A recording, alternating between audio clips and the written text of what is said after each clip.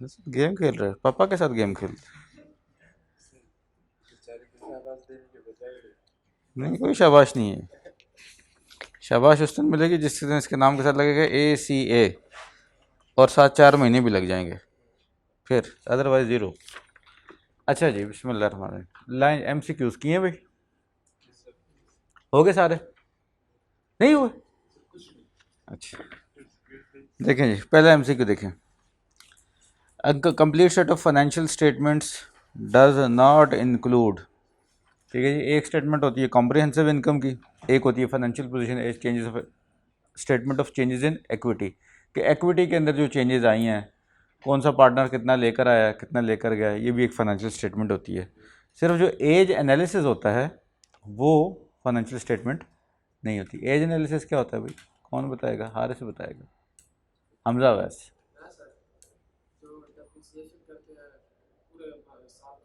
नहीं नहीं नहीं, एज एनालिसिस ये बताएगा जी। आप बताओ भाई, जो कल छुट्टी पे, Faisal, as analysis.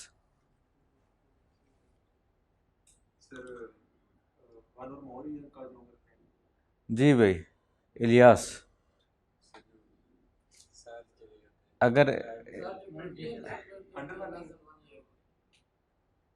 As analysis, उम्र का एनालिसिस, किसकी उम्र का एनालिसिस? बैड डेट की उम्र का एनालिसिस कल क्वेश्चन में किया था। 30 to 60 डेज, 60 to 90 डेज में इतनी रिकवर होंगी, 90+ डेज में इतनी होंगी, ये वाला as analysis. So that is not a financial statement, ठीक है, वो एक वर्किंग होती है। ओके जी, next one. Following is the trial balance of Salman for the year ended 30 June 2014।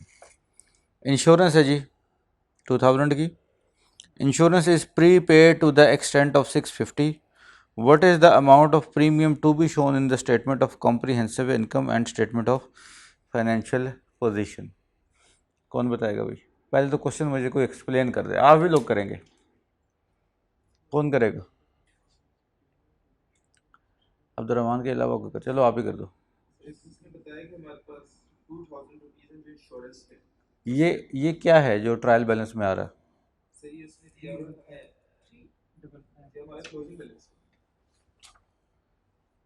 कौन सा क्लोजिंग बैलेंस है? वाला का वले वले वले, ऐसा क्यों किया तुमने? मेरे दिल पे छुरियां चल गई है। इस 2000 के ऊपर एक लाइन पर लिखी हुई है, वो पढ़ें। एक मिनट ना यार, सब्र रखा है, मुझे पता है आपको बहुत आता है यार, सब्र नहीं करते। 2 दिन से इसको आ नहीं रहा था, छुट्टियां कर रहा था, आज ये पढ़ के आया ना तो वो उबल रहा है। ट्रायल बैलेंस है तो फिर ये क्लोजिंग है। मैंने कल क्या बताया, ट्रायल बैलेंस में कौन सी फिगर होती है? पेड की फिगर होती है। ट्रायल बैलेंस में कौन सी फिगर होती है? पेड की फिगर होती है। इसीलिए नीचे एडजस्टमेंट दी हुई है कि जो पे कर दिया है वो ट्रायल बैलेंस में आ चुका है, और जो अभी उसमें मजीद एडजस्टमेंट करनी है वो नीचे दी हुई है। ठीक है, लेकिन उसके बाद एडजस्टमेंट भी तो दी हुई है ना, वो एडजस्टमेंट करके भी तो, अब वो समझ लो अनएडजस्टेड है, उसमें भी एडजस्टमेंट करनी है। आपने एक बॉटम लाइन याद रखनी है कि ट्रायल बैलेंस में कौन सा बैलेंस आता है? पेड का बैलेंस आता है। अगर उसमें क्लोजिंग जाएगा, जो आप कह रहे हैं ना कि अगर ट्रायल बैलेंस में क्लोजिंग बैलेंसेज होंगे सारे, तो फिर नीचे एडजस्टमेंट नहीं आएगी। एडजस्टमेंट की तो फिर ज़रूरत ही नहीं। बात समझ आ गई? अच्छा जी, अब बताएं, ये बात तो क्लियर होगी कि ट्रायल बैलेंस में पेड का बैलेंस है। अब आगे क्या हुआ? हाँ,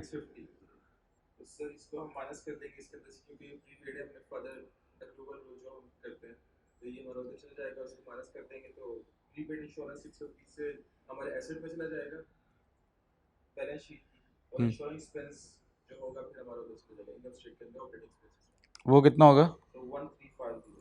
ठीक है जी, ठीक है, इनका आंसर बिल्कुल ठीक है। लेकिन इसको अगर आप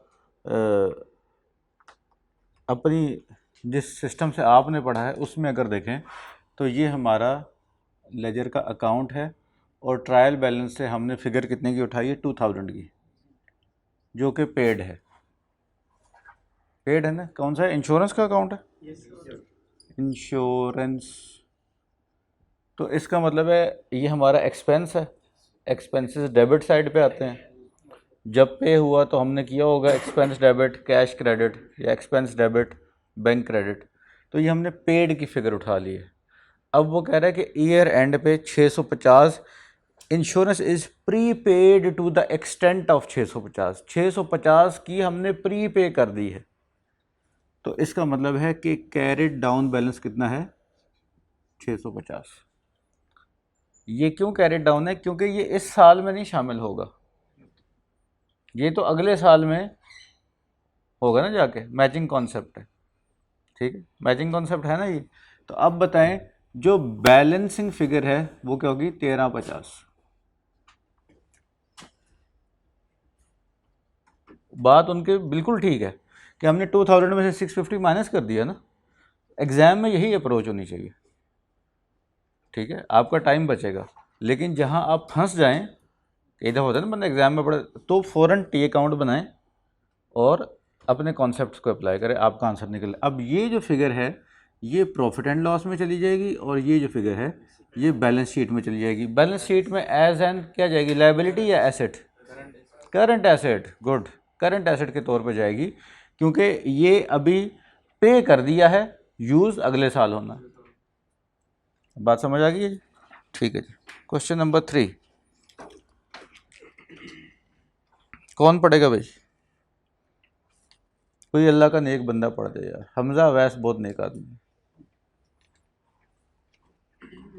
साथ साथ एक एक लाइन पढ़ के साथ साथ तर्जुमा कर। आप समझो, आप मुझे समझा रहे हो, इस तरह से आपने बताना है। Salman has prepared his trial balance for the year ended 30 June 2014। तर्जुमा करो। ट्रायल बैलेंस बनाया सर। किसने? ये सर सलमान। अच्छा। year end 30 June 2014। बेहतरीन। He has provided following information relating to stock. Closing stock as on 30 June amounted to 237,500। Closing stock year end पे sir दिया हुआ। What is correct accounting entry to record the adjustment? कौन बताएगा? Farooq. Inventory account debit, cost of cell credit. कौन सा answer बनता है? पहला ही है। हमजा वैस समझ आइए बात की।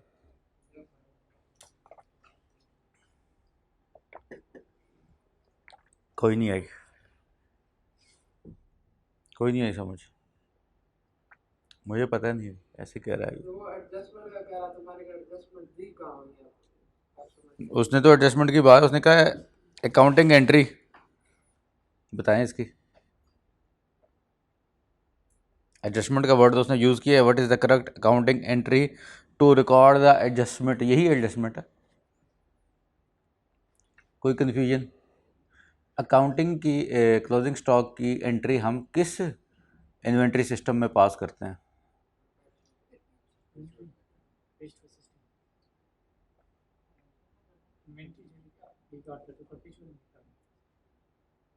जी भाई, क्लोजिंग एंट्री किस सिस्टम में?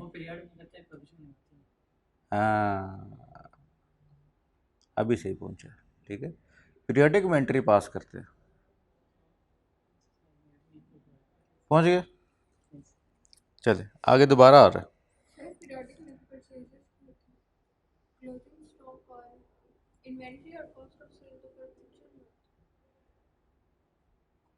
Inventory of cost of sale तो परपेचुअल में होता है। आप ये सही कहा है आपने।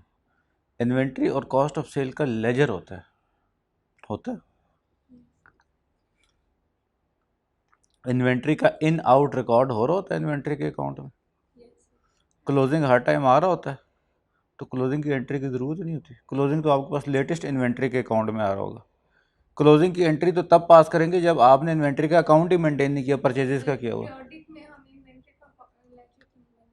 नहीं बनाते, नहीं बनाते, पीरियोडिक में नहीं ना बनाते। पीरियोडिक में इन्वेंट्री का लेजर किसका बनाते हैं? परचेजेस का। परचेजेस का आना रिकॉर्ड करते हैं, जब सेल होती है तो जाना रिकॉर्ड करते हैं? नहीं करते बेटे। क्या एंट्री होती है? सेल से क्रेडिट, सेल प्राइस पे करते हैं। मेरा बेटा, पीरियोडिक सिस्टम में आप परचेजेस का अकाउंट बनाते हैं? परचेजेस आती हैं तो क्या एंट्री होती है? परचेज डेबिट, बात खत्म। जब सेल होती है तो क्या एंट्री होती है? Cell credit. और डेबिट क्या होता है? कैश डेबिट होता है। इन्वेंट्री तो गई ना, सेल हुई है तो इन्वेंट्री का जाना रिकॉर्ड किया, यही तो मैं कह रहा हूँ। और यही अगर परपेचुअल सिस्टम होता फिर इन्वेंट्री का जाना रिकॉर्ड करते। परपेचुअल सिस्टम में सेल की एंट्री के साथ हम दूसरी एंट्री इन्वेंट्री की भी पास करते थे, inventory to cost of sale. याद आई है? नहीं याद आई? दो एंट्रीज पास करते होते हैं पीरियोडिक में। जब सेल हुई हमने सिर्फ सेल की एंट्री रिकॉर्ड की, सेल अमाउंट पे, इतने का सेल हो गया, इतने का कैश आ गया, बस। हमारे पास परचेजेस आउट होने का कोई रिकॉर्ड नहीं है, हम एंड पे फिजिकल काउंट करते हैं क्लोजिंग इन्वेंट्री। लेकिन परपेचुअल के अंदर उधर सेल की एंट्री हो रही होती है सेल अमाउंट पे, इधर cost of sale to inventory में एंट्री हो रही होती है कॉस्ट अमाउंट पे। ठीक है, नोट्स रिवाइज करना फिर याद आ जाएगा।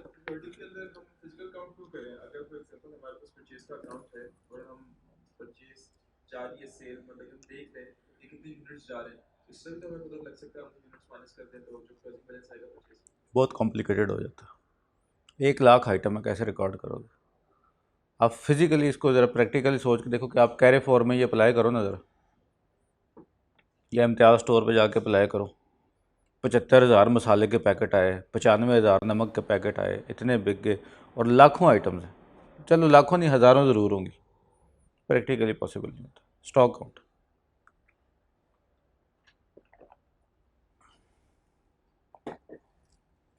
ये लोग इसीलिए परपेचुअल सिस्टम यूज़ करते हैं। स्कैन कर रहे होते हैं ना, साथ ही इन्वेंट्री आउट होना रिकॉर्ड हो रही होती है, परपेचुअल सिस्टम होता है इनका। अच्छा जी, next one. Salman has prepared trial balance for the year ended 30th June 2014. He has provided following information related to drawings. Drawings हैं जी 30,500 की। Salman son work as the head of admin and received a salary of 150,000 per month. 1.5 lakh रुपए salary पे बच्चे को रखा हुआ अपनी company में, कमाल नहीं होगा। Which has been included in drawings? What is the amount of drawings to be shown in the statement of financial position? सवाल समझ आया? ड्राइंग्स हैं, जो ड्राइंग्स क्या होती हैं? जो ओनर लेके जाता है, कुछ भी लेके जाता है वो ड्राइंग है। अच्छा, अब ओनर के बेटे की सैलरी ड्राइंग्स में डल गई, डलनी चाहिए थी? बेटा है यार उसका,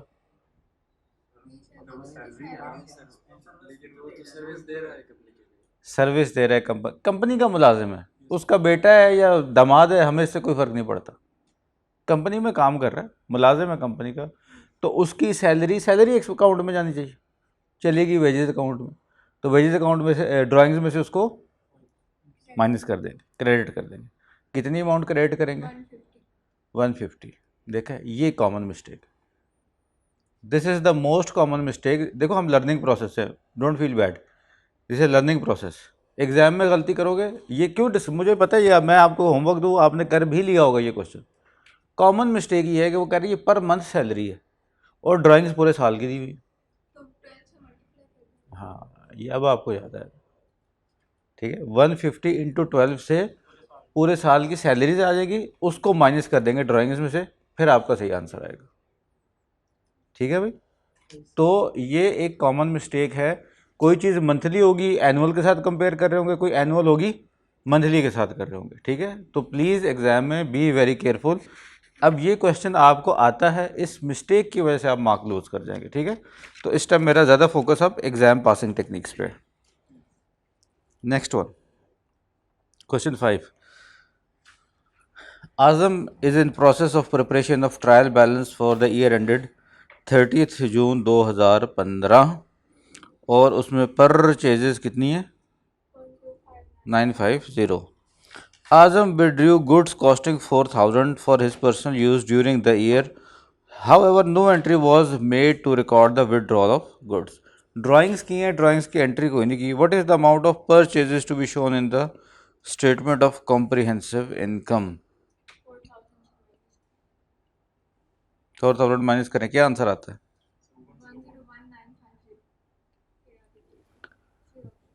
सी ऑप्शन जी 101,950। सबका यही आ रहा है। हजरान उठ जाओ बेटे, इस जहन के साथ मत बैठो कि जी मैंने क्लासेस मिस कर दी तो मुझे कुछ समझ नहीं आ रही। आपको समझ आ रही है। आपको पता है कि ड्राइंग जब होती है तो डेबिट होती है, जब रिवर्स होती है तो क्रेडिट हो जाती है। ये आपको पता है, परेशान नहीं होना इस बारे में। अच्छा जी, following is the trial balance of Salman for the year ended 30 June 2014। Trade discount इतना है, सेल रिटर्न इतनी है, डिस्काउंट अलाउड कितना है और सेल्स इतनी है। 4 फिगर्स हमें दी हुई हैं। Assistant account has informed that sale was recorded incorrectly on gross amount and trade discount was debited to correct it. अब कॉन्सेप्ट काम करेगा। ट्रेड डिस्काउंट रिकॉर्ड होता है, इसने क्या किया, कर दिया। सेल में भी कर दिया, सेल में शामिल है ट्रेड डिस्काउंट, शामिल है, ठीक है। हालांकि सेल्स की जो अमाउंट रिकॉर्ड होनी चाहिए थी वो ट्रेड डिस्काउंट के बगैर होनी चाहिए थी, ठीक है, तो उसमें अमाउंट शामिल हो गई है। अब उसको निल करने के लिए इसने ट्रेड डिस्काउंट का भी अकाउंट बना दिया साथ। हम तो वैसे सोच रहे हैं कि ये क्या कह रहे हैं सर। आ गया यार, फिर ये कंफ्यूजिंग चेहरा क्यों, मुझे कंफ्यूज करने के लिए ऐसे करते हो। एक चीज़ सेल्स में रिकॉर्ड नहीं होनी चाहिए थी, सेल ज़्यादा रिकॉर्ड हो गई है, उसको निल करने के लिए उसने डेबिट साइड पे भी उतनी ही अमाउंट रिकॉर्ड कर दी है 2432। अब बात समझ आ गई। अच्छा जी, अब रिक्वायरमेंट है, what is the amount of sales to be shown in the statement of comprehensive income. बताइए भाई, सेल जो है जिसमें ट्रेड डिस्काउंट शामिल हुआ है, इसमें से ट्रेड डिस्काउंट माइनस करेंगे, माइनस करेंगे तभी तो इफेक्ट आएगा इसका। सबको ये बात समझ आ गई भाई?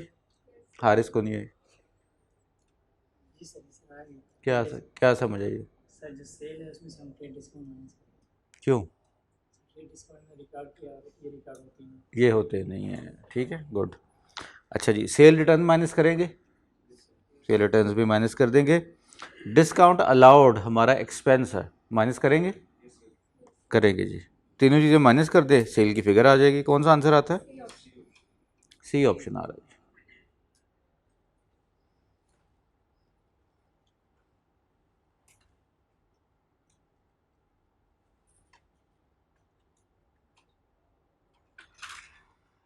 Next one, following summarized trial balance as at 31st December 2015 pertains to Moon Trading, who deals in office machine। Moon trading वाले भाई ऑफिस मशीन्स बेचते हैं, ठीक है जी। ऑफिस मशीन्स कौन सी होती हैं भाई? हमें क्या पता कौन सी होती होंगी कोई ऑफिस में मशीन्स। हमारा कोई गर्ज है इससे? हमें सिर्फ इतना पता होना चाहिए भाई मशीनें बेचता है, जो भी बेचता है। बैंक लोन है उसका 160, इंटरेस्ट ऑन बैंक लोन है 8, ठीक है जी। Additional information, the bank loan was acquired on 1st April 2015। The principal amount is repayable in 5 equal annual installments on 31st March each year. Interest is payable at 10% per annum on 6 monthly basis and is recorded at the time of payment. What adjusting entry is required to record interest payable as at 31st December 2015? जी भाई, requirement समझ आइए। जब आप इस तरह requirement पढ़ेंगे ना जैसे मैंने पढ़ी है तो आपको बिल्कुल भी समझ नहीं आएगी। रिक्वायरमेंट को पढ़े बिट्स एंड पीसेज, छोटा छोटा तोड़ के। सबसे पहले तो ईयर एंड कब है? लोन कब लिया? 1 अप्रैल, ठीक है। तो यानी 1 अप्रैल से लेकर ईयर एंड तक 9 मंथ्स गुजर चुके हैं।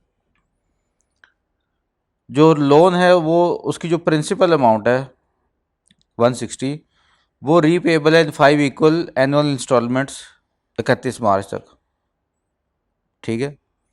लेकिन हमसे जो रिक्वायरमेंट है उसमें प्रिंसिपल अमाउंट की कोई बात नहीं पूछी, उसमें तो वो इंटरेस्ट की बात कर रहा है, इंटरेस्ट पेबल पूछ रहा है। तो ये वैसे ही उसने एक कन्फ्यूजन के लिए लिख दिया बीच में। इंटरेस्ट इज पेबल 10% पर एम, साल बाद 160 पे 10% इंटरेस्ट पे करना है। 160 लोन है, उस पर 10% इंटरेस्ट पे करना है ऑन सिक्स मंथली बेसिस, हर 6 महीने बाद। तो 1 अप्रैल को अगर लोन लिया तो पहले 6 महीने कब गुजरे? अप्रैल, मई, जून, जुलाई, अगस्त, सितंबर। 30 सितंबर को या 1 अक्टूबर को हमने पे की होगी पहले इंस्टॉलमेंट। लोन यूज़ भी कर दिया, पे भी कर दी, वो रिकॉर्ड भी होगी, उसका हमने कुछ नहीं करना, वो रिकॉर्डेड ऑलरेडी। हमसे क्या पूछ रहा है? जैसे टू रिकॉर्ड इंटरेस्ट पेएबल, वो कह रहा है 31 दिसंबर पे कितना पेएबल है बताएं।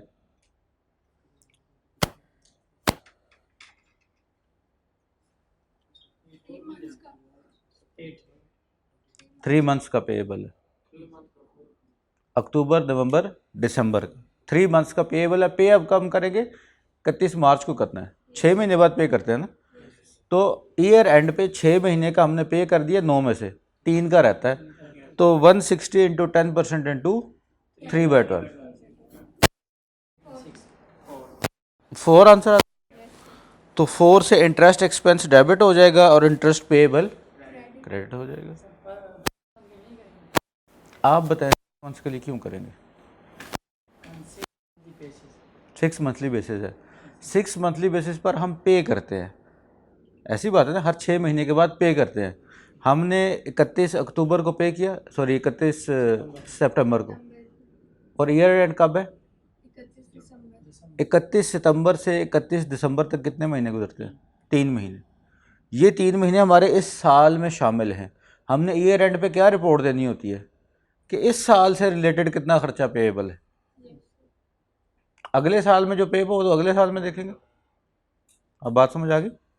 बेशक हम पे 6 महीने बाद करेंगे, लेकिन 31 दिसंबर को हमारे ऊपर कर्जा कितना है? 3 महीने का। ठीक है, ईयर 2015 से रेलिवेंट जो हमने पेएबल है वो 3 महीने का रहता है। नहीं समझ आई?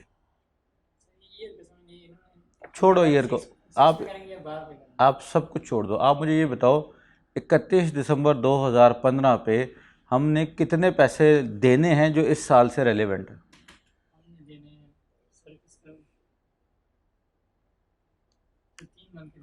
3 मंथ के देने हैं टोटल। इस लोन लेने के बाद इस साल का टाइम कितना गुजरा है? 9 महीने हो गए।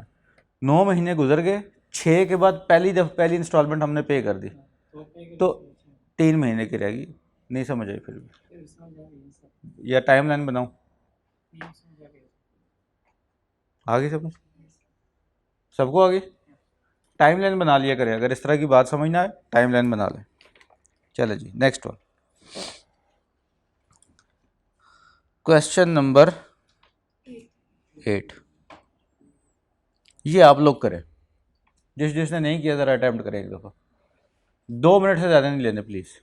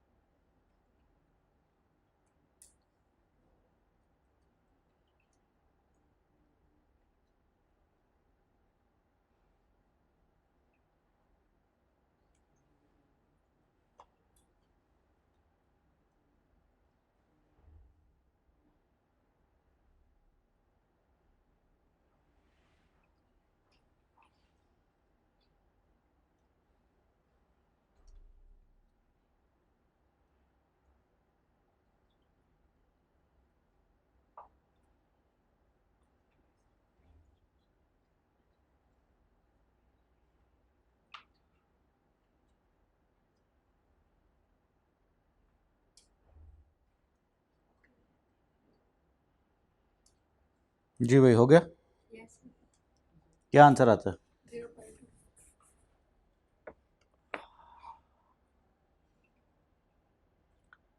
आ गया भाई 0.2 आंसर?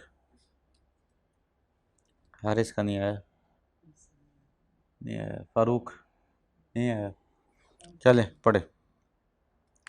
क्या जी, following summarise trial balance as at 31 December pertains to moon trading who deals in office machine. Other income में जी 15 शो हो रही है। अदर इनकम ऑब्वियसली इनकम है तो क्रेडिट साइड पे शो हो रही है।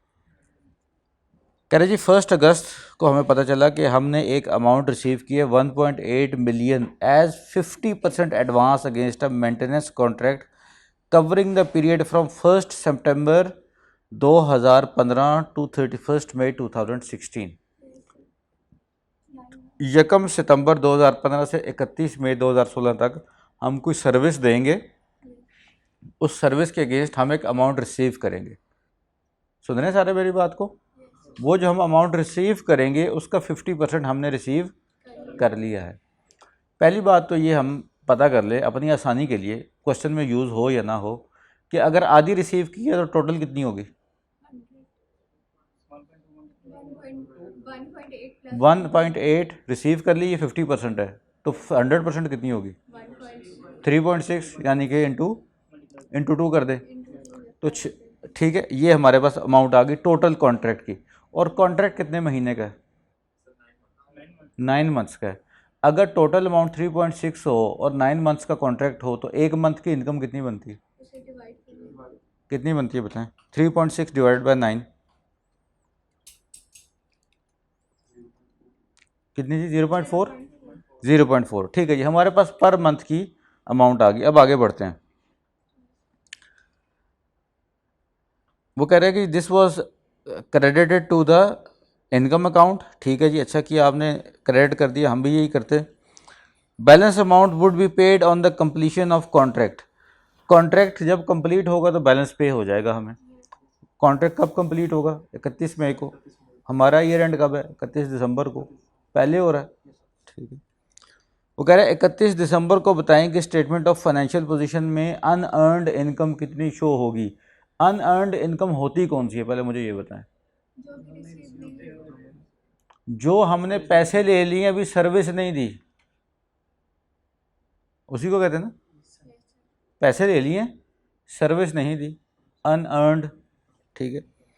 अच्छा जी, तो सितंबर से लेकर दिसंबर तक, सितंबर, अक्टूबर, नवंबर, दिसंबर, 4 महीने की तो हमने अर्न कर ली है,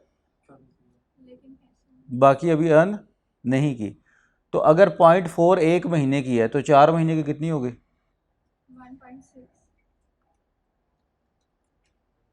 1.6। 1.6 हमने अर्न कर लिए। रिसीव कितनी की है? 1.8।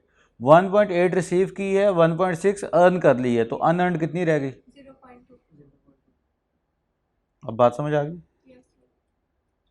फिर से देखें इस क्वेश्चन को तसल्ली से। फैसल, फारूक, इलियास, देखो।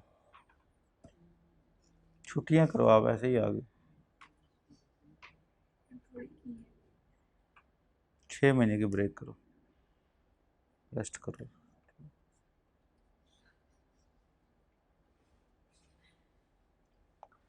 Health is wealth. जान है तो जहान है, ठीक है ना, ये बात जहन में रखना।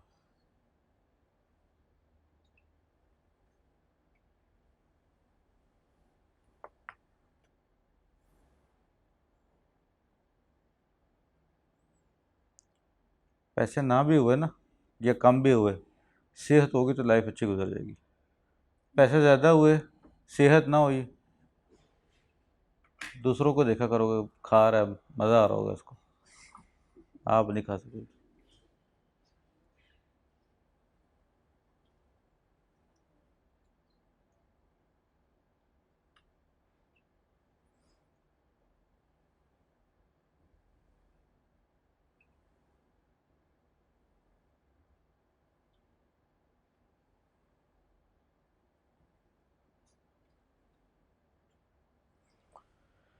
जी भाई, फारूक समझ आइए बात की? फिर भी नहीं समझ आई? तो जी फिर मैं आपको इधर समझाता हूँ।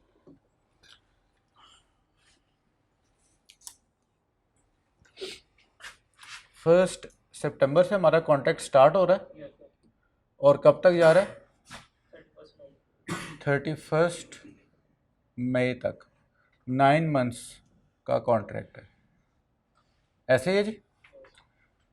1.8 हमने रिसीव किया है जो कि है 50%, तो टोटल कितना हो गया? 3.6 डिवाइड बाय 9 किया तो हमारे पास निकला है 0.4 पर मंथ। हमारा ईयर एंड है 31 दिसंबर, कॉन्ट्रैक्ट स्टार्ट हुआ 1 सितंबर को, 4 मंथ्स का ड्यूरेशन, ऐसे ही है। तो 4 मंथ्स की इनकम कितनी होगी? Into 0.4 equals to 1.6। ये हमने अर्न कर ली है, लेकिन रिसीव कितने पैसे किए हैं? 1.8। 1.8 50% हमने रिसीव किया, दैट इज़ 1.8। तो 1.8 को हमने रिसीव किया है, उसमें से ये हमने अर्न कर लिया है। ये इस साल से रेलेवेंट है, लेकिन अनअर्नड इनकम कौन सी है? ईयर एंड पे, जिसके अगेंस्ट अभी सर्विसेज रेंडर नहीं की हमने, ठीक है। तो 1.8 minus 1.6 is 0.2। This is our unearned income.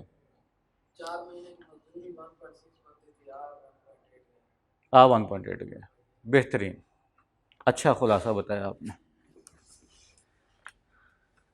अच्छा जी, नेक्स्ट क्वेश्चन,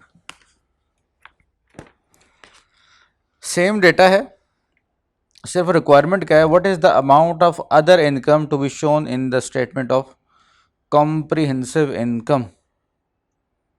जी भाई बताइए जी। 3.6 उसके अंदर क्रेडिट कर दिया अदर इनकम के, जबकि वो उसका मेन कोर एक्टिविटी, तो वो उसको डेबिट कर देगा अदर इनकम से 15 से, तो वो 11.4 है।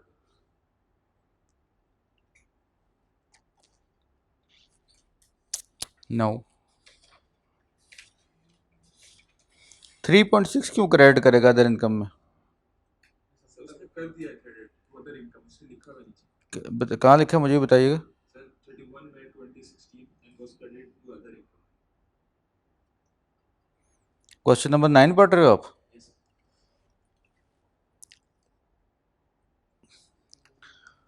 1.8 क्रेडिट हुआ है, 3.6 नहीं हुआ।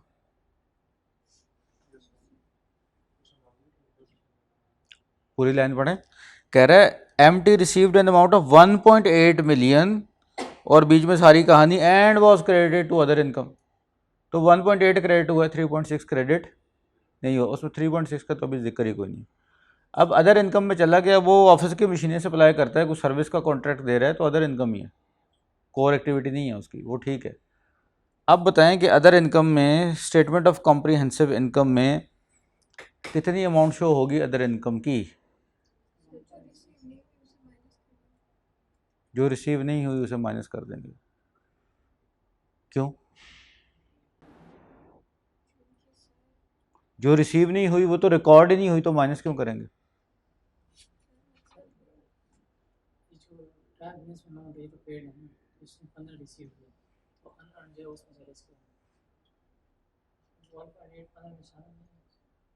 शामिल है, वो कह रहा है ना, वो तो खुद कह रहा है कि ये शामिल है। जिसपे 15 से 0.2 लेस करेंगे 15 में से 0.2 लेस करेंगे, क्यों लेस करेंगे? सर, अनअर्न है, अनअर्नड है, फाइनेंशियल पोजीशन में। बताएं जी। सर मतलब कि ये जो मेंटेनेंस है इसका कोर एक्टिविटी है non core activity? Non core, ये अदर इनकम में ठीक गया है, अदर इनकम में जाने में कोई मसला नहीं है। क्यों ठीक गया है? देखिए वो मशीनें बेचता है भाई, ये सपोर्ट का कॉन्ट्रैक्ट है, कोई सर्विस दी है उसने किसी को। उसके अलावा हमारे पास क्वेश्चन में है भी तो कुछ नहीं ना, कहाँ लेके जाएंगे?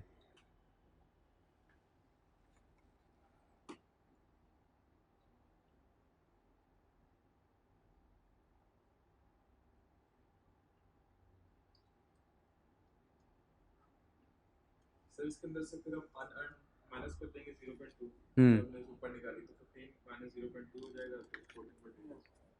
ठीक है भाई, ये वाला कॉन्सेप्ट है। यही वाला कॉन्सेप्ट होगा। ये देखें, ये जो हमने अनअर्नड इनकम निकाली है, इसकी डबल एंट्री बताएं मुझे।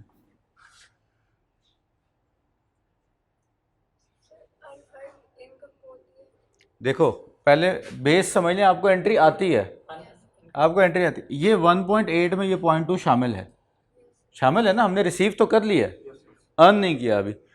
ये 1.8 उस 15 में भी शामिल है, अदर इनकम में, ठीक है। अब मुझे बताएं कि अनअर्नड इनकम अपनी अदर इनकम में से माइनस करेंगे, माइनस करेंगे ना, तो अदर इनकम डेबिट हो जाएगी, अदर इनकम अकाउंट डेबिट हो जाएगा। और received in advance, advance receive किया हुआ है ना, इसके अगेंस्ट अभी सर्विस देनी है, जो पहले रिसीव कर लें और सर्विस देनी है वो हमारी क्या है, लायबिलिटी है, ठीक है ना। तो आप उसको एक्रूड इनकम कह लें, या आप उसको ये कहें received advance, advance received, advance received account credit हो जाएगा 0.2 से 0.2 से। तो पिछले क्वेश्चन में हमने ये वाली एंट्री की है और इस क्वेश्चन में नीचे वाले में ये है, एक ही है, उसी की डबल एंट्री है। बेसिकली वो ये पूछ रहा है कि इसका इनकम स्टेटमेंट और बैलेंस शीट में क्या इम्पैक्ट जाएगा। इनकम स्टेटमेंट में ये माइनस हो जाएगी, बैलेंस शीट में एज अ लायबिलिटी शो हो जाएगी। अब बात समझ आ गई? चलो अब्दुर्रहमान, अच्छा बात इतनी मुश्किल नहीं थी लेकिन घुमा फिर आगे करता है, वो आदत है उसकी बचपन की। Which of the following is not a characteristics of service organisation.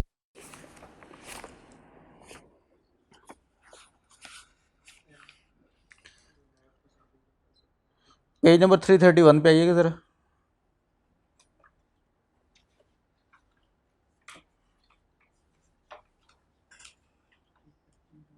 Financial statements of service organization, एक हेडिंग आपको नजर आएगी, ठीक है। नीचे दो कॉलम्स बने हुए हैं, एक में लिखा हुआ है financial statements of merchandise trading company और दूसरी साइड पे लिखी हुई है सर्विस कंपनी। नज़र आ गई सबको? ट्रेडिंग कंपनी के नीचे लिखे a large percentage of the assets comprise inventory, कि एसेट्स में एक बड़ी अमाउंट किसकी होगी, इन्वेंट्री की, ट्रेडिंग करते हैं, ख़रीदते बेचते हैं चीज़ें। और फाइनेंशियल सर्विसेज के अंदर a large percentage of assets comprise receivables, आप सर्विसेज दे रहे हैं, आप रिसीवेबल होगा आपका, उसमें इन्वेंट्री तो होगी नहीं आपके पास। सर्विसेज जो दे रहे हैं, आप चार्टर्ड अकाउंटेंट फर्म है, सारा साल सर्विसेज दे रहे हैं, ईयर एंड पे बिल लेने हैं, तो आपके पास रिसीवेबल ही शो हो रहे होंगे, ठीक है। अगली बात, दे हैव, ट्रेडिंग की बात करें, they have less cash on hand than service business as their capital is tied up in relatively illiquid assets. देखें ट्रेडिंग बिजनेस के अंदर आपके पास कैश कम होता है। क्यों कम होता है? क्योंकि आपने इन्वेंट्री खरीद लेनी है, आपने कैश रख के क्या करना है, कुछ भी नहीं, आपने अगली परचेज नहीं करनी, परचेज नहीं करेंगे तो सेल क्या करेंगे। आपने एक दुकान डाली, लाख रुपए का माल डाला, लाख में से 80,000 का बिक गया, अब आप 80,000 रख के बैठ जाएंगे, आपने अगली इन्वेंट्री खरीदनी, तो कैश कम होगा। सर्विस में the funds of service companies are usually tied up towards account receivable, इसमें आपके पास इन्वेंट्री तो होती नहीं है, तो वही पैसे आपने लोगों के रिसीव करने होते हैं, तो रिसीवेबल्स का नंबर ज़्यादा होता है। Such companies income statement shows calculation of cost of goods sold, obviously trading में हम cost of goods sold calculate कर रहे होते हैं इनकम स्टेटमेंट में, जबकि सर्विस बिजनेस में गुड्स सेल ही नहीं होती, तो गुड्स की कॉस्ट क्यों निकालनी है, ठीक है। There is no line item for the cost of goods sold in the income statement of service companies, instead of क्या होती है, कॉस्ट ऑफ रेवेन्यूज होती है उसकी जगह पे, ठीक है। सर्विस बिजनेस में हमारे पास क्या होता है, cost of revenue, revenue earn करने के लिए जो कॉस्ट हमने लगाई है, ठीक है। अब आ जाए क्वेश्चन नंबर 10 पे।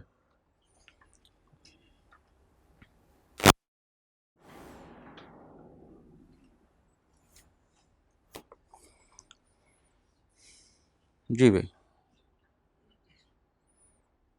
कैरेक्टरिस्टिक्स ऑफ सर्विस ऑर्गेनाइजेशन, पहला जी, large percentage of asset comprise inventory, होती है इन्वेंट्री, क्या होता है, रिसीवेबल, तो बस ए आपका आंसर। बी है जी, कंप्राइज रिसीवेबल, यस रिसीवेबल होते हैं।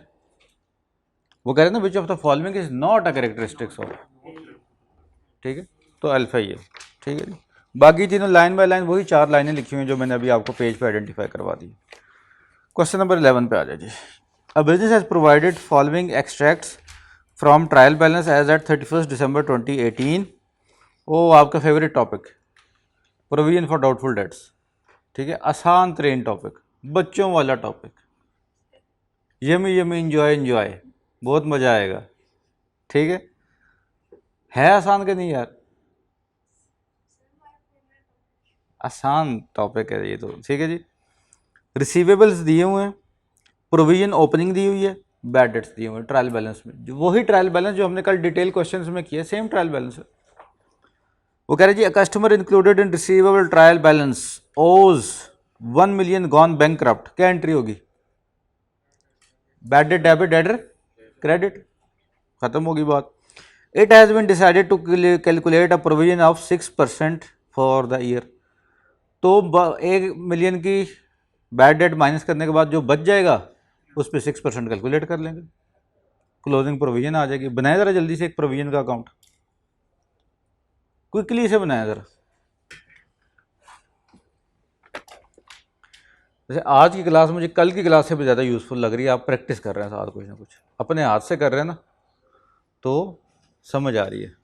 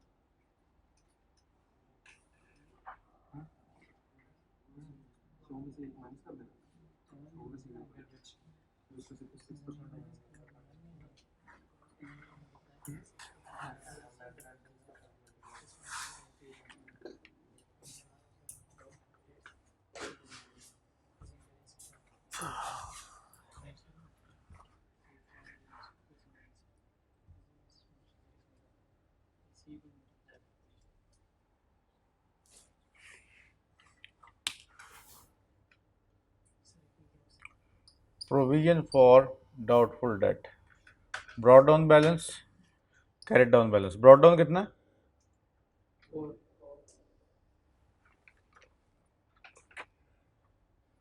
ठीक है, और पहले वाली बैड डेट कितनी है? 3। वो भी इधर ले आते हैं, बैड डेट रिटर्न ऑफ, और फिर एक और होगी। और कैरेट डाउन में हमारे पास बच जाएगा 99 इंटू 6%, क्या बन जाएगा?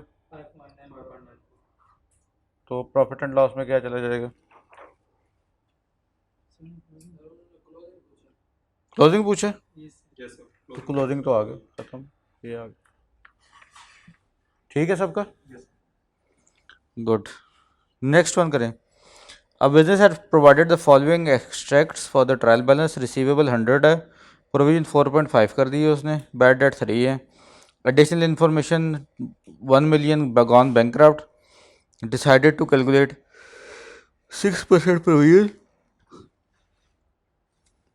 What is the amount of bad debt? जी भाई बताइए। ये ओपनिंग 4.5 हो गई है, बाकी सारा कुछ वही है। अमाउंट ऑफ बैड डेट बताएं।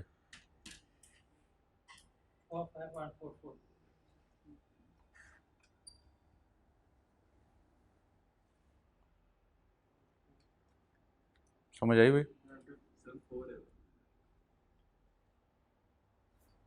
किधर 4 है?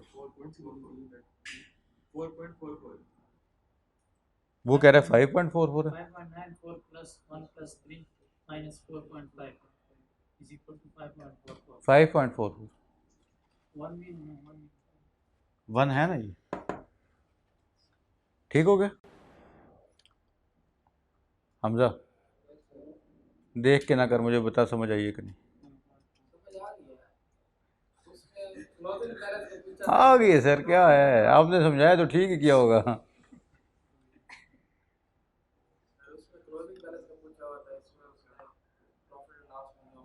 बैलेंसिंग फिगर पूछिए, ठीक है, जो प्रॉफिट एंड लॉस में जाएगी। बेसिकली हमने किया ये है कि हम बैड डेट के अकाउंट को भी प्रोविजन में ही ले आए हैं, नए वाला बैड डेट भी चार्ज कर दिया, और बैलेंसिंग फिगर हमारी प्रॉफिट एंड लॉस में, तो बैड डेट की यही फिगर होगी, ठीक है। अच्छा जी, नेक्स्ट वन, अब business has provided for, again वही बात है जी, सो रिसीवेबल है for provision for doubtful debt opening है, वो पिछले क्वेश्चन पे ले गए, ये फिर से 4 कर दिया उसने उसको। अब क्या पूछ रहा है, to be shown in the statement of financial position, क्या हो गया भाई रिसीवेबल, बताइए, ज़ुबानी बताना चाहिए यार अब तो। मुझे ये बताएं कि रिसीवेबल जो बैलेंस शीट में शो होंगे उसमें से क्या माइनस करेंगे, बैड डेट एक्सपेंस माइनस करेंगे। सर रिसीवेबल से बेटर से माइनस होगा, bad debt expense debit receivable credit better से माइनस, बैलेंस शीट में क्या शो होगा, तो बैलेंस शीट में डेटर से वो प्रोविजन माइनस करेंगे, डेटर से प्रोविजन माइनस करेंगे, नालायक, डेटर में से प्रोविजन माइनस करेंगे, गुड, करें जी प्रोविजन माइनस। 99 में से आपने क्या माइनस किया, 5.94 माइनस करें, 93.06, ऑप्शन ही नहीं है, खुद लिख लें नीचे, इसको ठीक कर लें, बी को 93.06 कर लें।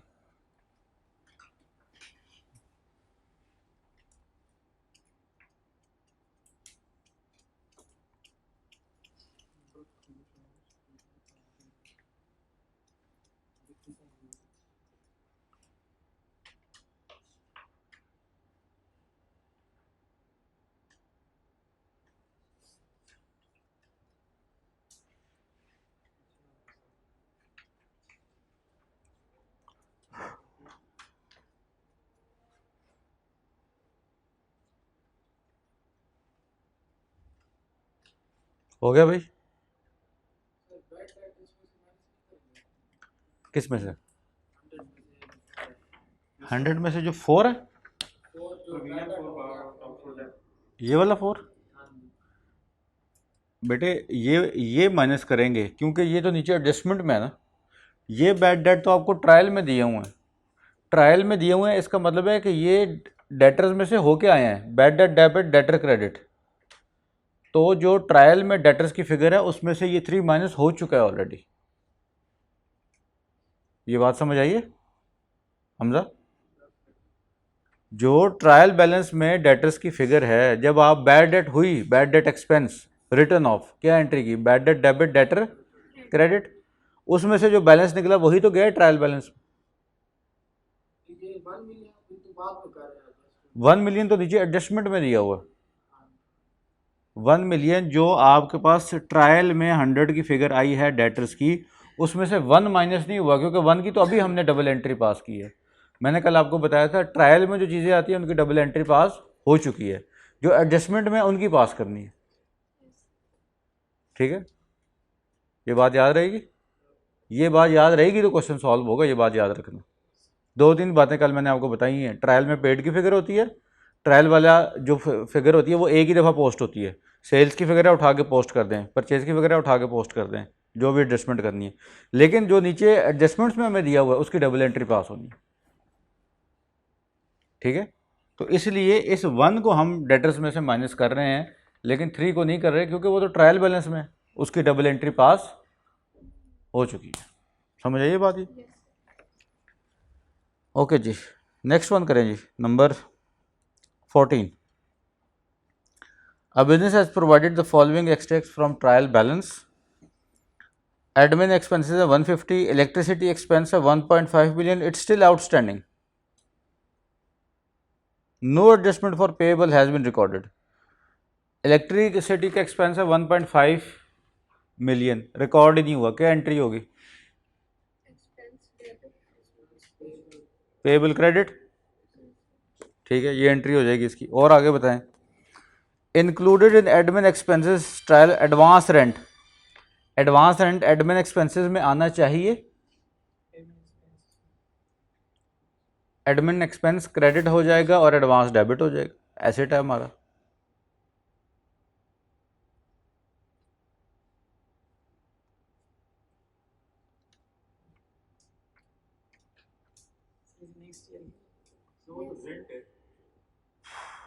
ठीक है, रेंट ही है, मैं भी यही कह रहा हूँ, रेंट है।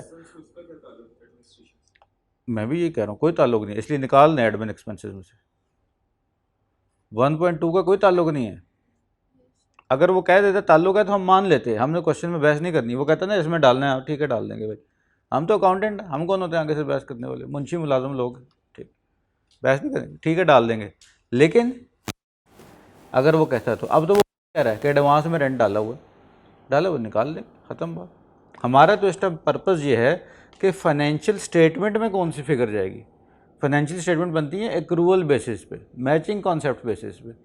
तो हम उस साल की इनकम एक्सपेंसेस लेंगे, बाकी सारी बाहर कर देंगे, वो बैलेंस शीट में चली जाएंगी। तो इस क्वेश्चन में भी ऐसे ही होगा।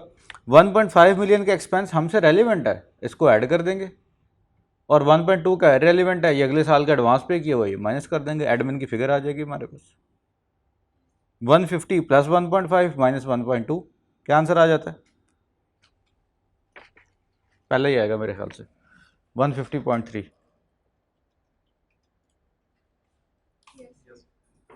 अब्दुर्रहमान,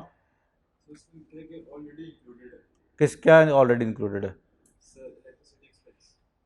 कहाँ इंक्लूडेड है? आगे लिखा है no entry has been passed.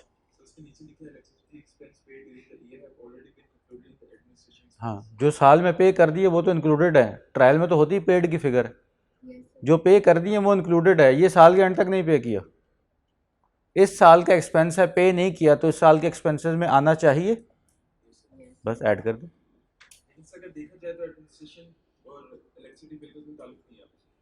नहीं है, कहाँ एंटर करें बताएं, क्वेश्चन को देख के बताएं कहाँ एंटर करें।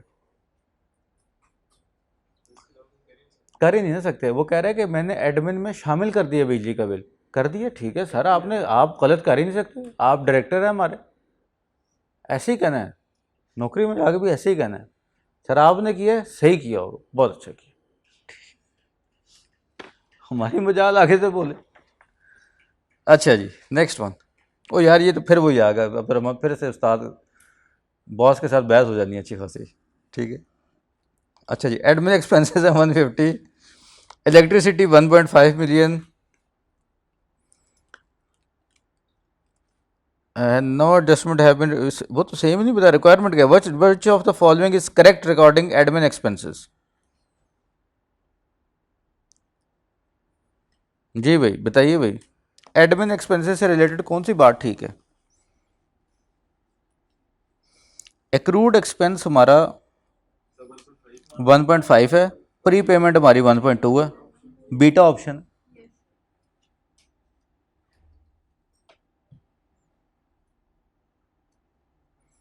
एडमिन एक्सपेंसेस से रिलेटेड यही बात ठीक है कि इसमें 150 की एक्रूड आनी चाहिए और 1.2 की प्री पेमेंट से।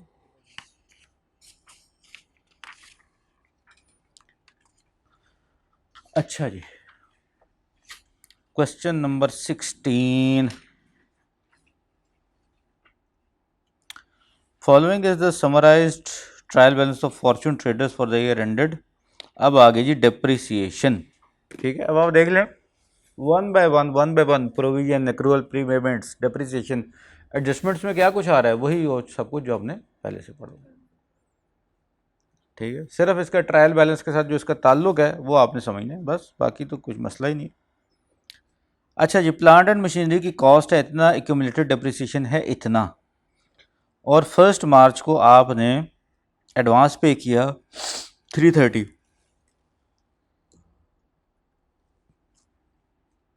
For the purchase of machine and debited it to plant and machinery. The machine was delivered on 1 September. ये कम सितंबर को आई, ईयर एंड कब है? 30 जून को। ये क्या हमारे टाइम के बाद आई है? ईयर एंड से बाद आई है भाई। अच्छा जी, और इसने शामिल भी कर दी है, वो कह रहे जी शामिल कर दी है प्लांट एंड मशीनरी के अंदर। भाई डिलीवरी नहीं हुई तो शामिल क्यों कर दी? हमारे पास उसका कंट्रोल आया ही नहीं है, ऐसे ही शामिल कर दी। दूसरी बात, FT depreciates its fixed assets for the month of addition. Depreciation is to be charged on written down value as follows. Written down value पर कौन सी मेथड होता है? Reducing balance method. Return down value पे जब rate apply होता है, और जब कॉस्ट पे अप्लाई होता है तो कौन सा होता है? Straight line depreciation. ठीक है जी, करें। 6650 के जो एसेट्स है इसमें ये 330 शामिल है? शामिल है। उसने कहा हुआ है शामिल किया हुआ है। क्यों किया भाई? जब डिलीवरी ईयर एंड के बाद हुआ है तो ईयर एंड पे इसको हम माइनस कर देंगे बीच में से, फिर एक्यूमुलेटेड डिप्रिसिएशन भी माइनस कर देंगे, जो बच जाएगा उस पर 10% रेट लगा दें, आपके पास डिप्रिसिएशन फॉर द ईयर आ जाएगी।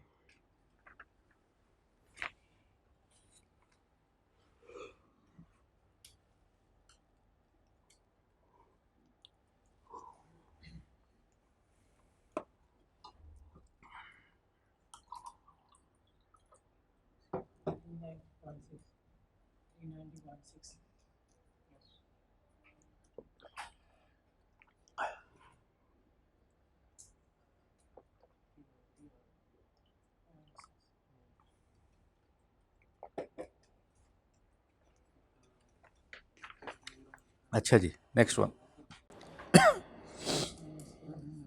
सेम इन्फॉर्मेशन है जी, आप क्या मांग रहा है?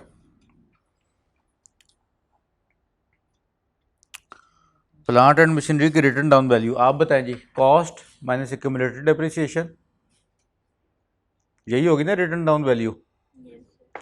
बस इन एडिशन टू दिस हमने जो कॉस्ट में गलत एसेट ऐड किया वो भी माइनस कर देंगे बस।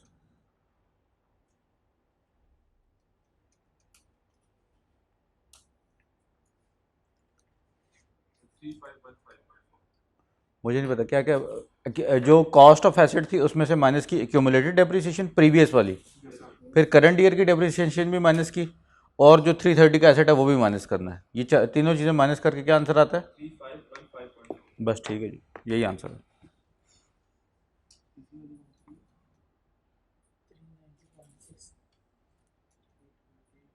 इस साल की डेप्रिसिएशन भी तो माइनस करेंगे ना? ये इनसे कह रहा हूँ, फैसल से।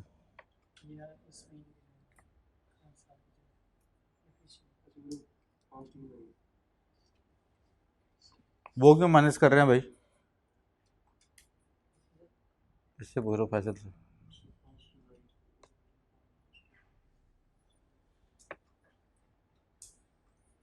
ये जो बाद में रिसीव हुई है इसका पहले एडवांस पेमेंट वो तो माइनस किया ही है ना 330। 390 क्यों माइनस किया?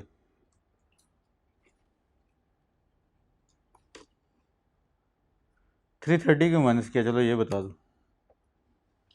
ये तो रिसीवर्स पहले ही निकल गया था। हाँ, ईयर एंड हो गया था पहले ही, तो 390 क्यों माइनस कर रहे हैं? डिप्रिसिएशन की एंट्री बताओ।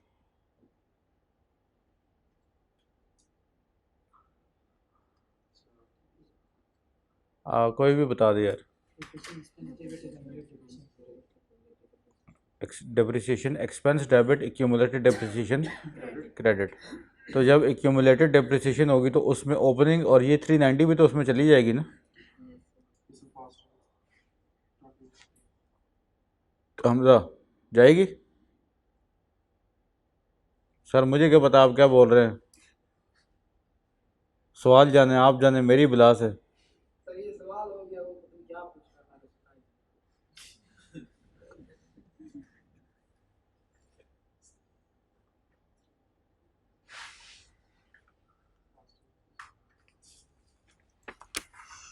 ये देखो भाई फैसल, ये एक्यूमुलेटेड डेप्रिसिएशन का अकाउंट है, इसमें ब्रॉड डाउन कितना है?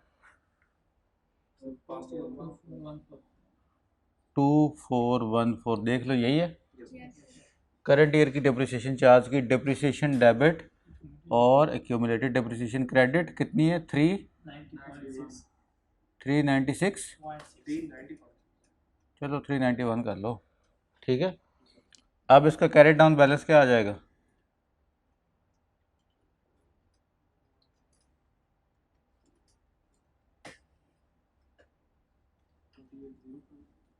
मुझे नहीं पता, आप ही बता रहे हो। 2805।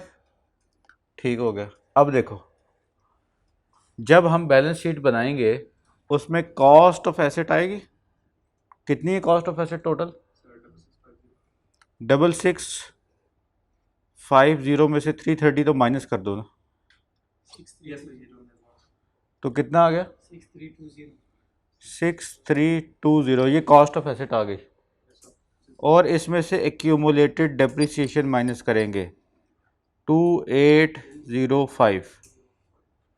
क्या आंसर आ जाता है? 3515। यही आंसर आता था पहले भी। ये देखो, ये 391 माइनस ही हो रही है, ठीक है ना। ये इन दोनों से मिलकर बनी है, ठीक है। रिवाइज कर लो, वरना तुम्हारा पेपर ना, मैं कहना नहीं चाह रहा 48 पे रह जाना ऐसी तैयारी के साथ। मैं प्रिडिक्शन दे रहा हूँ क्लास में, ये आखिरी 10 दिन अगर आपने ना लगाए, आप मेरे से लिख लो, आपका पेपर 40 में रह जाना। आपको ना ऊपर ऊपर से आता है, इन डेप्थ प्रॉब्लम कर रहा है अभी। चलो परेशान नहीं होना, परेशान होने से पास होते तो फिर हो जाओ, ज़्यादा हो जाओ बल्कि। नंबर 18। अगली क्लास में 20 मिनट हैं, आपने जाना तो नहीं? अगली रिकॉर्डिंग तो नहीं है ना?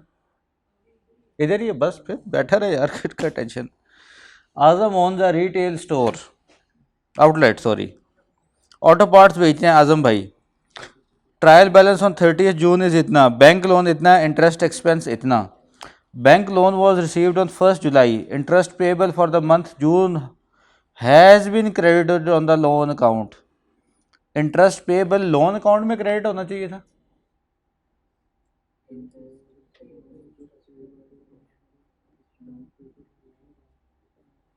इंटरेस्ट पेबल की क्या एंट्री होती है?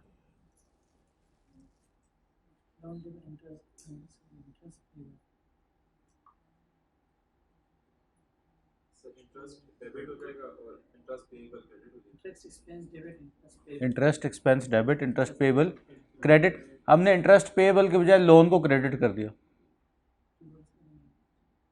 ठीक है। अब अगली सुनिए, what is the amount of interest payable to be shown in the financial statement? Year end है हमारा 30 जून, interest payable for the month of June 2015, यानी कि साल के आखिरी महीने का जो इंटरेस्ट था वो हमने इंटरेस्ट पेबल में क्रेडिट नहीं किया। कितना होगा वो? अपने दिमाग पर, नन्हे से दिमाग पर थोड़ा सा बोझ डालें और बताएं। मैं इस क्वेश्चन के एंड में आपको एक जुमला बोलूंगा, आपको बात सारी समझ आ जानी, पर मैं चाहता थोड़ा सा आप अपना भी सीख पाए। सर हम रिवर्स एंट्री पास कर देंगे, हम जो उसने हमें बैलेंसेस दिए हुए आखिर में ट्रायल बैलेंस के, हम उसमें से 5050 जो है उसको माइनस कर देंगे और उसे सबमिट कर देंगे, तो फिर दोनों इक्वल्स आ जाएंगे दोबारा से। लिख के नहीं करोगे ना फिर ऐसी बोंगियां मारोगे, लिख के करो, रिटर्न में करो। अब्दुल रहमान,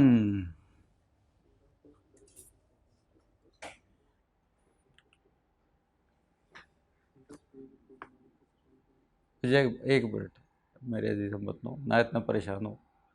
लोन कितना है? ठीक है, 50-50 लोन है जी हमारा। 1 जुलाई 2014 को रिसीव किया था। ईयर एंड कब है? 30 जून 2015 को। ट्रायल बैलेंस में जो एक्सपेंस आ रहा है 600 आ रहा है, ठीक, ये पूरे साल का है?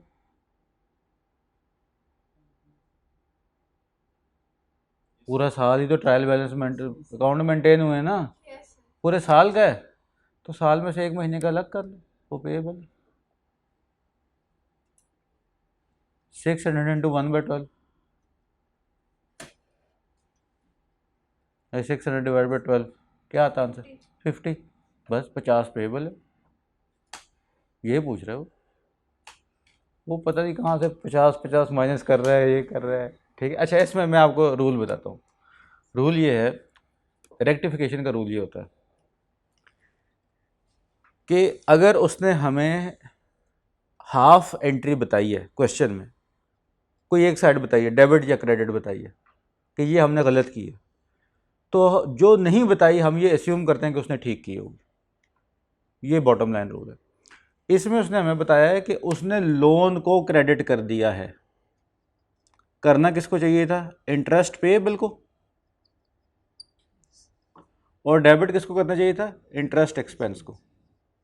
वो उसने ठीक किया है, हालांकि क्वेश्चन में नहीं बताया उसने, वो उसने ठीक किया है। यहाँ पे वो गलती कर गया है, इसको हम डेबिट कर देंगे रिवर्स करने के लिए। लोन को हम डेबिट कर देंगे और इंटरेस्ट पेएबल को क्रेडिट कर देंगे, ठीक है। ये एक एक्स्ट्रा मैंने आपको बात बता दी, अगर एग्जाम में कभी ज़रूरत पड़ जाए ऐसी बात अगर वो करे कि आधी एंट्री बताए आधी ना बताए, तो वो अज्यूम वो ठीक ही हुई होगी, ठीक होगी बात। तो अब साल की एंट्रीज हमने की हुई है, 1 महीने को पेएबल में डालना है, तो बस सिंपली डिवाइडेड बाई 12 करें तो 1 महीने की फिगर आ जाएगी, ठीक होगी बात। अब भी अगर वो 1 महीने का ना पूछता तो फिर आप रिवर्स एंट्री पास करते। 1 महीने का ना पूछता तो फिर क्या पूछता? तो वो पूछता कि आपने गलत एंट्री पास कर दी, हमने गलत एंट्री पास कर दी, हमने लोन को इंटरेस्ट कर दी, इंटरेस्ट की जगह कर दिया। उसने कहा है कि 1 महीने का किया, अगर वो कहता है 2 महीने का, हम 2 महीने की एंट्री पास कर देते। लेकिन सर हम वहाँ से फिर डेबिट भी तो करेंगे, कहाँ से? फिर जहाँ क्रेडिट। हाँ हाँ, ये देखे ना, मैं डेबिट कर रहा हूँ। लोन हमने यहाँ पे क्रेडिट किया है ना, ये क्रेडिट किया हुआ है, ये मैंने वापस डेबिट कर दी, तो ये रिवर्स एंट्री रिवर्स होगी। बात समझ आई? ये हमने गलत क्रेडिट किया हुआ था, क्रेडिट करना है इसको था, कर इसको दिया तो इसको डेबिट कर देंगे, जिसको क्रेडिट करना है उसको क्रेडिट कर देंगे, बस इतनी सी बात, ठीक। चले नेक्स्ट वन, ये तो बहुत ही आसान है यार ये तो बहुत ही आसान है। मिसलेनियस इनकम है 45 की, आप घूम गए। एक पॉइंट काम का होता है सी का। हैं? बस देखें, यही है जी, आपने खुद चूज़ किया, ठीक है, नो बडी फोर्स्ड यू, ठीक है। और ये ऐसे ही चलेगा। अगर आप ये समझना कि आगे जाके कोई आसानी हो जाएगी या ये रोना लगा ही रहना है, ठीक है, तो दैट्स इट। अच्छा जी, मिसलेनियस इनकम में शामिल है 12 million received against annual maintenance contract expiring 30 April 2017, year end है 2016 की दिसंबर। What amount of miscellaneous income to be shown in statement of comprehensive income? यार ये तो आंखें बंद करके कर लो, ये तो आंखें बंद करके करना चाहिए बिल्कुल। इससे ज़्यादा सीधी एडजस्टमेंट आपको पेपर में नहीं आ सकती।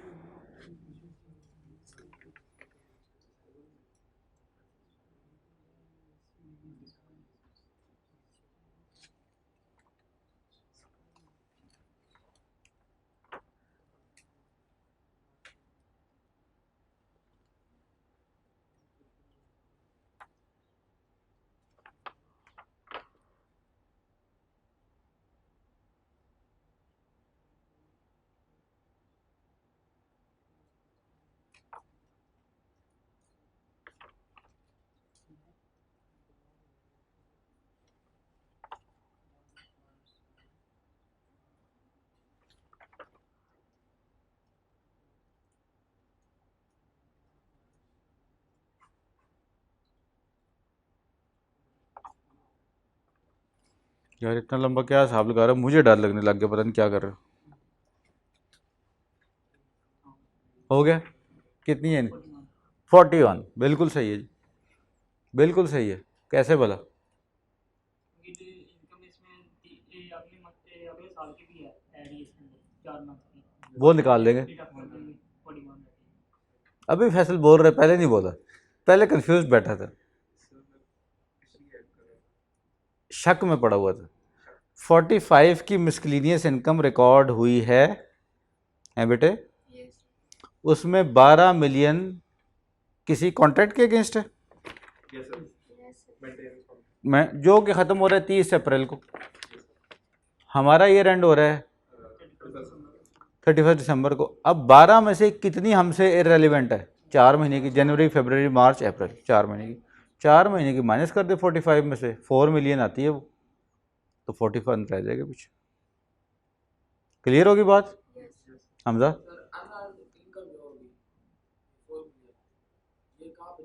बैलेंस शीट में एज अ लायबिलिटी, क्योंकि आपने रिसीव कर ली है, उसके अगेंस्ट अभी सर्विसेज नहीं दी हैं आपने, आपके ऊपर लायबिलिटी है। यस ठीक है, देखें मैं आपको इस बात को एक और तरह से समझाता हूँ। आपने ईयर एंड पे 4 मिलियन की लायबिलिटी रिकॉर्ड की है कि इसके अगेंस्ट अभी हमने सर्विस देनी है। लेट सपोज आप ऑडिटिंग की सर्विसेज देते हैं, अगले महीने जब आपकी टीम जनवरी में ऑडिट करने जाएगी, खर्चा आएगा, सैलरीज देनी पड़ेंगी, उनकी ट्रैवल अलाउंस देना पड़ेगा, टीएडीए देना पड़ेगा, उन्होंने पैसे मार के बीच में से खाना खाना है, आर्टिकल जो करने जाते हैं करना ना, ये सारा खर्चा होना है। क्या क्लाइंट हमें इसके अगेंस्ट पे करेगा? वो कर चुका है। अब ये कहाँ से जाने हैं? हमारी इनकम में से ही जाने, जो हमने पहले से अनअर्नड हमारे पास पैसे पड़े हैं, अब उनमें से इस्तेमाल होने। तो अब हम सर्विसेज दे रहे हैं उन पैसों के अगेंस्ट जो हमने पैसे पहले रिसीव कर लिए थे, इसलिए ये हमारी लायबिलिटी थी। अब बात समझ आ गई? अगला क्वेश्चन,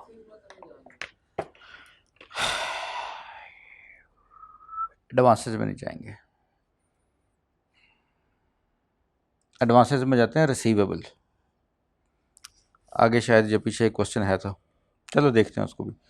ठीक है, नाम जो मर्जी दे दें यार, नाम से ठीक है ना, कैटेगरी सही हो और नाम फिर as given in the question, उस तरह से चलें। अच्छा जी, नेक्स्ट वन है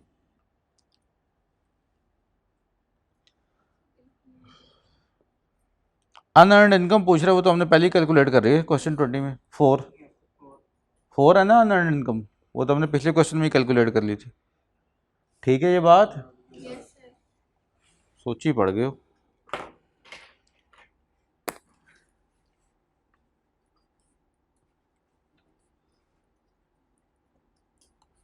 अच्छा जी, following is an extract of the trial balance of Tulip Enterprises for the year ended 31 December 2017। Stock in trade इतना है, कॉस्ट ऑफ सेल इतनी है, while carrying out the physical inventory count at the year end the following matters were identified, goods costing 670 purchase के बाद return to supplier, calculate cost of sales. ये आज का आखिरी सवाल है जो आप लोग करेंगे, करें, आज के दिन का लास्ट क्वेश्चन है। और सोल्यूशन नहीं देखना, देखना भी है तो मुझे जस्टिफाई करना पड़ेगा किया कैसे। मेरी रिकमेंडेशन है सोल्यूशन ना देखें, अपना जहन लड़ाएं, अपने कॉन्सेप्ट अप्लाई करें।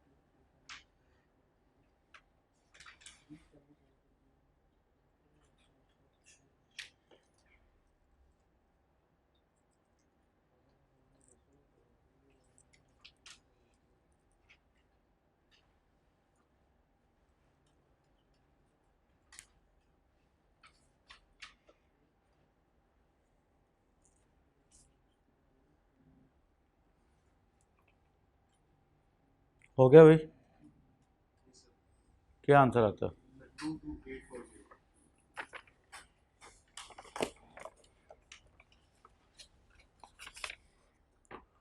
गलत जी।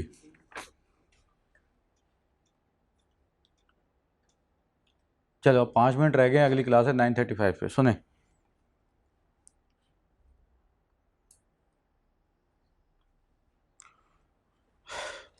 Goods costing 1000 was slightly defective. Estimated selling price, estimated repair cost, NRV कितनी आ जाएगी? 930 930 आ जाएगी। कॉस्ट कितनी थी? 1000। एनआरवी कितनी आ गई? 930। अब आप मुझे एक बात बताएं, सबसे पहले तो क्वेश्चन ये डिसाइड करें कि ये पीरियोडिक है या परपेचुअल है। ट्रायल बैलेंस में कॉस्ट ऑफ सेल का अकाउंट आ रहा है, ट्रायल बैलेंस में इन्वेंट्री का अकाउंट आ रहा है, तो पीरियोडिक कैसे हो गया? परपेचुअल है। परपेचुअल में इन्वेंट्री लॉस की एंट्री पास होती है, होती है, होती है।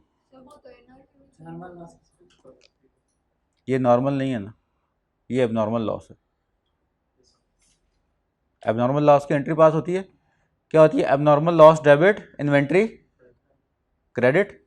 इन्वेंट्री कम हो जाएगी, कितने से कम हो जाएगी? 70 से।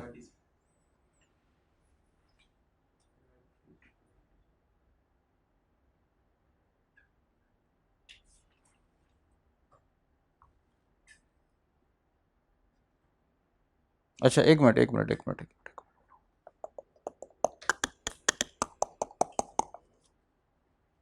एबनॉर्मल नहीं, इसको नॉर्मल लॉस कंसिडर कर रहे हो,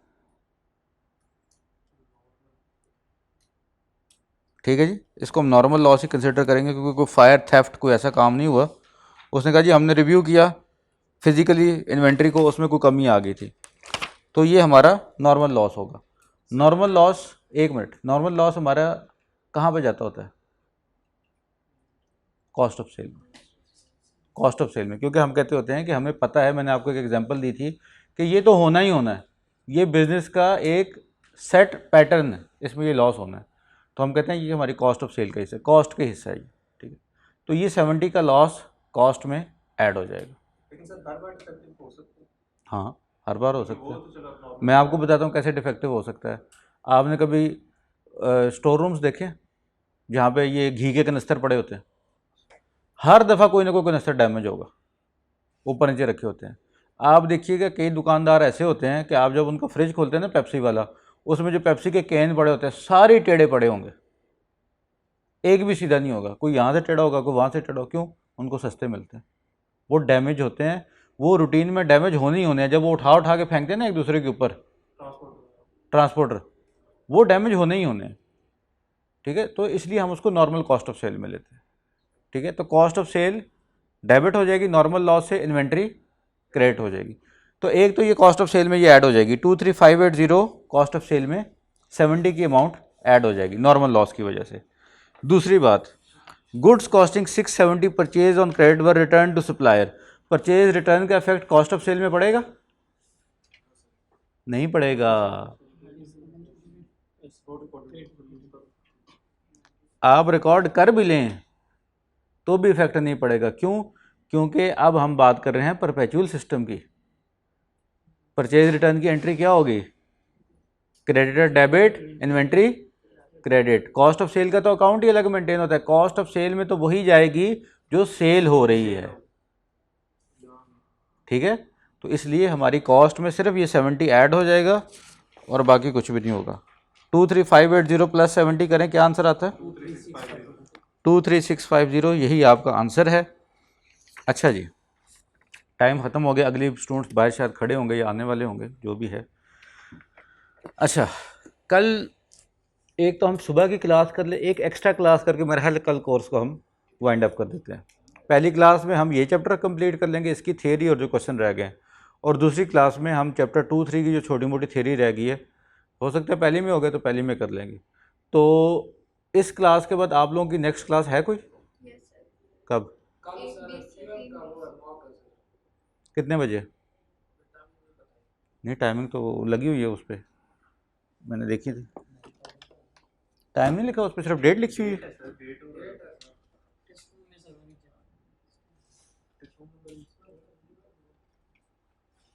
नहीं मेरा ख्याल है टाइम उसका है ही कोई नहीं, आप फिर दिन में जब मर्जी अटैम्प्ट कर लें जाके। डिस्कशन भी तो होगी सर जो हमारा काउंटिंग का मॉक होगा जी जी तो ये एमसीक्यू बेसिस आईटीबी पे पैटर्न के हिसाब से होगा। हाँ, जब मर्जी दे दें जी, जब मर्जी टाइम जब मर्जी दे दें, ठीक है जी। तो कल फिर हम कोई, मैं देखूंगा क्लास में अनाउंस कर दूंगा, कोई 15 मिनट का गैप करके फिर अगली क्लास कर लेंगे, ठीक है ना, जैसे कल की थी। ठीक है, तो कल इंशाल्लाह फिर इसको वाइंड अप करें, ठीक है। जज़ाकल्लाह।